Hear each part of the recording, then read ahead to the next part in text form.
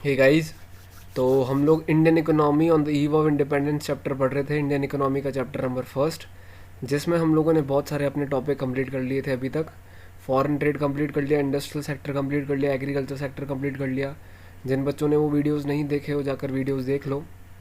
अब बेटा हम लोग जो नेक्स्ट टॉपिक पढ़ेंगे वो है डेमोग्राफिक कंडीशन। क्या पढ़ेंगे? Demographic condition. सर ये डेमोग्राफिक क्या होता है बेटा? पॉपुलेशन की स्टडी करना।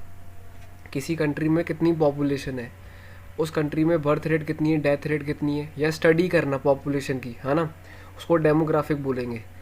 और लिटरेट लोग कितने हैं, लिटरेट लोग कितने हैं, आईएमआर, बहुत सारी चीज़ें, ये सब डेमोग्राफिक का पार्ट होता है। आराम से पढ़ेंगे।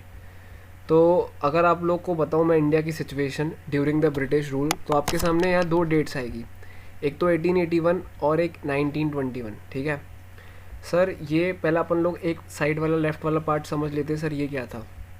अगर आपको पता हो कि जो फर्स्ट ऑफिशियल सेंसस हुआ था, यानी सेंसस का मतलब क्या होता है? काउंटिंग। एक देश में कितने लोग हैं, उस देश में कितनी पॉपुलेशन है। तो इंडिया में जो फर्स्ट सेंसस यानी काउंटिंग हुई थी वो बच्चों 1881 में हुई थी। ठीक है। और इस सेंसस से पता पड़ा था कि भाई हमारे इंडिया में अनइवननेस कितना हो रहा है। अनइवननेस यानी कितना वेरिएशन हो रहा है, कितनी पॉपुलेशन है, बढ़ रहे हैं लोग, घट रहे हैं लोग, बर्थ रेट कितनी है, डेथ रेट कितनी है। हालांकि 1881 में तो सिर्फ काउंटिंग हुई थी, इतना कुछ खास नहीं पता पड़ा था, लेकिन थोड़ा बहुत वेरिएशन के बारे में पता पड़ गया था कि जनसंख्या बढ़ रही है, कितनी बढ़ रही है ना। तो फिर 1881 के बाद इंडिया में सेंसस होना स्टार्ट हो गया, और ये आज तक होता है भैया। अभी 2021 में होगा, लास्ट हुआ था 2011 में। तो 1881 के बाद 10-10 साल में ये काउंटिंग होना स्टार्ट हुई। ठीक है। फिर मैं बात करता हूँ 1921 की। ये 19 जो 21 है, इसको बोलते हैं ईयर ऑफ ग्रेट डिवाइड। क्या बोलते हैं? तो बच्चों ध्यान से समझना, जो सेकंड डेट थी वो 1921 हम लोग पढ़ रहे हैं, और उसको ईयर ऑफ ग्रेट डिवाइड बोलते हैं। तो 1921 से पहले India was in the first stage of demographic transaction. Sir ये डेमोग्राफिक ट्रांजेक्शन क्या होता है? तो बेसिकली डेमोग्राफिक ट्रांजेक्शन का मतलब ये रहता है बच्चों, और उसकी फर्स्ट स्टेज के बारे में बता रहा हूँ मैं आपको, कि भाई जो हाई डेथ रेट होती है और जो हाई बर्थ रेट होती है, वो क्या किस में कन्वर्ट हो रही है? लो बर्थ रेट और लो डेथ रेट में। Is that clear? यानी मैं आपको डेमोग्राफिक ट्रांजेक्शन का भी मतलब बता रहा हूँ और उसकी फर्स्ट स्टेज का भी मतलब बता रहा हूँ, कि जब किसी पर्टिकुलर कंट्री में हाई बर्थ रेट और हाई डेथ रेट से लो बर्थ रेट और लो डेथ रेट में आ जाते हैं। तो इंडिया बिफोर 1921 में इस स्टेज को क्या कर रहा, इस स्टेज से सफ़र कर रहा था। कौन सी sir? First stage of demographic transaction. Sir ये सेकेंड स्टेज कब आई? सेकेंड स्टेज भी आई, लेकिन वो 1921 के बाद आई। और सेकेंड स्टेज बच्चों किसकी? डेमोग्राफिक ट्रांजेक्शन की। सर इसमें क्या होता है? इसमें यूँ होता है कि जो आपकी डेथ रेट होती है ना, वो तो कम हो जाती है, लेकिन जो बर्थ रेट रहती है वो हाई हो जाती है। यानी ज़्यादा लोग पैदा हो रहे हैं, ज़्यादा लोग बोर्न हो रहे हैं, है ना, पैदा हो रहे हैं सेकेंड स्टेज में। फर्स्ट में तो क्या हो रहा है? हाई से लो में कन्वर्ट हो गया, बर्थ रेट भी डेथ रेट में। भाई सेकेंड स्टेज में क्या हो रहा है सर? डेमोग्राफिक ट्रांजेक्शन का ट्रांजेक्शन का आप कंफ्यूज मत होना। ट्रांजेक्शन मतलब होता है वेरिएशन पॉपुलेशन में, लोगों का बढ़ना घटना, ये होता है। तो सेकेंड स्टेज जो डेमोग्राफिक ट्रांजेक्शन की थी, उसमें ये था कि जो आपका डेथ रेट था वो लो था, लेकिन जो बर्थ रेट था वो क्या होता जा रहा था सर? बढ़ता जा रहा था। ये ठीक है। तो दो डेट्स होगी, एक तो 1881 और दूसरी 1921। 1881 में हम लोगों ने देखा सेंसस स्टार्ट हुआ था, काउंटिंग, और 1921 में हमने 1921 वाले ईयर को क्या बोला? Year of great divide. Sir क्यों बोला उसको ईयर ऑफ ग्रेट डिवाइड? क्योंकि काफ़ी वेरिएशन हो गया था पॉपुलेशन में। जहाँ पर बहुत ही लो बर्थ रेट थी, अचानक से हाई बर्थ रेट हो गई। तो उसने क्या कर दिया? दो टाइम डिवाइड कर दिया, एक तो बिफोर 1921 और एक आफ्टर 1921। दो स्टेजेस हो गई, फर्स्ट और सेकंड। तो दोनों में जब डिफरेंस था सर किस चीज़ का? पॉपुलेशन का। 21 से पहले तो बहुत लिमिटेड पॉपुलेशन थी, कम थी, उसके बाद क्या हो गई सर? बढ़ गई। इसलिए ईयर ऑफ क्या हो गया? Great divide. ठीक है, ठीक है बच्चों। तो समझ में आ गया यहाँ तक? ठीक है ना। तो 1921 से पहले ऊपर नीचे हो रही थी पॉपुलेशन, कम होती जा रही थी, एंड 21 के बाद बढ़ गई। तो ये था ईयर ऑफ ग्रेट डिवाइड। अब हम लोग पढ़ते हैं कुछ पॉइंट्स इसके। सर किसके? हम लोग टॉपिक क्या पढ़ रहे हैं? Demographic condition. तो आपके सामने है high birth rate and death rate. तो आप जानते हो 9 क्लास 10 क्लास में हम लोगों ने पढ़ा था। Yes sir. Sir birth rate होता क्या है? नंबर ऑफ चिल्ड्रन बॉर्न पर 1000 इन अ ईयर, 1000 के कंपैरेटिवली कितने बच्चे पैदा हो रहे हैं 1000 के कंपैरेटिवली, ठीक है ना। तो ठीक है बच्चों, बर्थ रेट यानी 1000, जो हम लोग मान लो 1000 लोगों को जानते हैं, मेरे नज़र में 1000 लोग हैं, तो उन हज़ारों के बेसिस पर उनके कितने बच्चे बर्थ ले रहे हैं, बॉर्न हो रहे हैं, तो उनको क्या बोलेंगे, बर्थ रेट। सीधी सी बात है, ऐसे बर्थ रेट होता है और ऐसे ही क्या होता है बच्चों, डेथ रेट भी होता है। क्या होता है, डेथ रेट, ठीक है ना। तो अगर मैं आपको बर्थ रेट की बात बताऊं तो मैं आपको एग्जाम बता देता हूं, इंडिया में ड्यूरिंग द ब्रिटिश रूल जो बर्थ रेट था वो था 48। क्या था, 48। यानी 1000 जिनको मैं जानता हूँ उनमें से कितने बच्चे प्रोड्यूस हो रहे थे, बॉर्न हो रहे थे, 48, दैट्स इट, है ना। तो डेथ रेट की बात करें तो डेथ रेट की डेफिनेशन क्या होती है, नंबर ऑफ चिल्ड्रन डाइंग पर 1000 इन अ ईयर। तो अगर 1000 लोग को जानता हूँ, 1000 के कंपैरेटिवली कितने लोगों की डेथ हो रही है, उसको क्या बोलेंगे sir, death rate, that's it. तो बर्थ रेट कितनी थी सर, 48, और डेथ रेट कितनी थी सर, 40। तो सर दोनों ही हाई है, अच्छी खासी है यार। तो 1000 के कंपैरेटिवली 40 मर रहे हैं और 1000 के कंपेरेटिव 48 पैदा हो रहे हैं, तो अच्छी खासी है। तो ये सर ये कौन सी स्टेज है, ये अगर आप बोलें तो अपन लोगों ने अभी पढ़ा था ईयर ऑफ ग्रेट डिवाइड 1921 वाला पार्ट हम लोगों ने देखा था, उसमें स्टेजेस पढ़ी, 2 स्टेजेस, फर्स्ट स्टेज और सेकंड स्टेज पढ़ी अगर आपको याद हो। तो ये दोनों ही बेकार है, यानी जब डेथ रेट और बर्थ रेट दोनों ही ज़्यादा होती है तो ये देश के लिए बहुत बेकार सिचुएशन हो जाती है, ठीक है ना। मैंने आपको बताया था फर्स्ट स्टेज है सर किसकी, डेमोग्राफिक ट्रांजैक्शन की, जो अभी इससे पहले मैंने जब टॉपिक स्टार्ट किया था।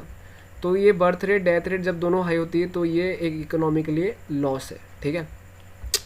जो आपका सेकंड पॉइंट है वो है extremely low literacy rate. Literacy rate क्या होता है, पढ़े लिखे लोग, रीड कर सकते हो आप बुक को, आप लिख सकते हो, तो दैट इज़ आप लिटरेट हो, है ना। तो उस टाइम पे जो लिटरेसी रेट थी ओवरऑल इंडिया में वो कितने परसेंट था, 16%। अगर मैं फीमेल लिटरेसी लेवल की बात करूँ तो सिर्फ 7%। तो ये सब अंग्रेज़ों के रूल की बात है भाई, उस हम 1947 की बात नहीं कर रही है, अंग्रेज़ों के जब रूल था तब हमारे देश का लेवल क्या था, लिटरेसी लेवल क्या था। Is that clear. आगे बढ़ते हैं, poor health facilities. Sir poor health facilities यानी प्रॉपर सिस्टम नहीं था, यानी यहाँ पर साफ़ सफाई की बात करिए, साफ़ सफाई नहीं थी भाई प्रॉपर तरीके से, बीमारियाँ बहुत ज़्यादा थी कुल मिला के, और मोस्टली जो पॉपुलेशन थी उस टाइम पे वो पुअर हेल्थ फैसिलिटीज़ फेस कर रही थी।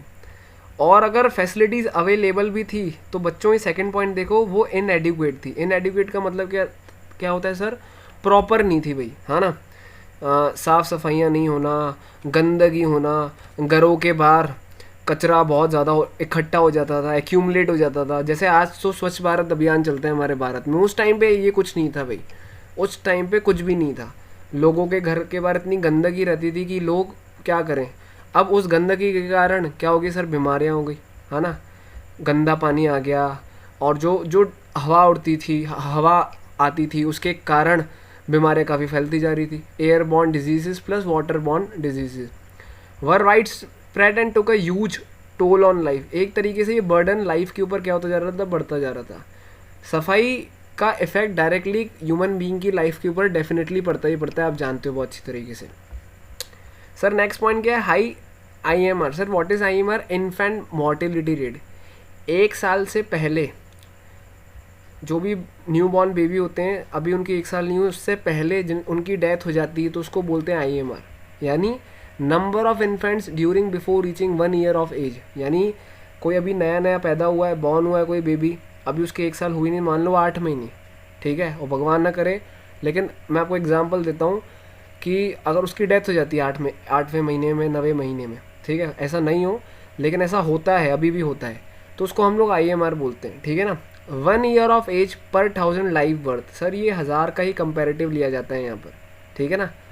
अर्लियर जो IMR थी हमारे इंडिया में वो थी 218। Is that clear.